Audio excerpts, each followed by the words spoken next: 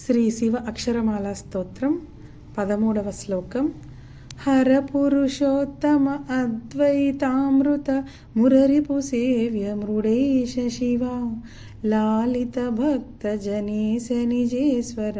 కాళినటేశ్వర కామ శివ క్షరరూపాభిప్రియాన్విత సుందర సాక్షాత్ అంబా సమేత శివ సాంబ సదా శివ సాంబ సదా శివ సాంబ సదా శివ సాంబ శివ సాంబ సదా శివ సాంబ సదా శివ సాంబ సదా శివ సాంబ శివ సాంబ సదా శివ సాంబ సదా శివ సాంబ సదా శివ సాంబ శివ. అగ్నిని మూడవ కన్నుగా కలిగినవాడు, సూర్యుని వంటి తేజస్సు కలిగినవాడు, విషమును గళంలో ఉంచుకొని మనకు అమృతాన్ని పంచిన అమృతరూపుడు, పీయూష్ అనబడే పేరును కలిగినవాడు,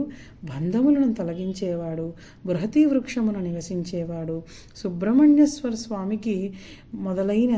ఇతర దేవతలకు కూడా గణాధిపత్యాన్ని ప్రదర్శించినవాడు, ప్రసాదించినవాడు, ప్రియుడు, భస్మమును శరీరముగా మొత్తం లేపనముగా చేసుకున్నవాడు, సంసారమును భయమును తొలగించేవాడు, విస్మయమును కలిగించే రూపము కలిగినవాడు, విశ్వేశ్వరుడు అయిన ఆ కాశీ పరమేశ్వరుణ్ణి సాంబ సదాశివ అని ప్రార్థిస్తున్నాను అని ఇందలి అర్థం.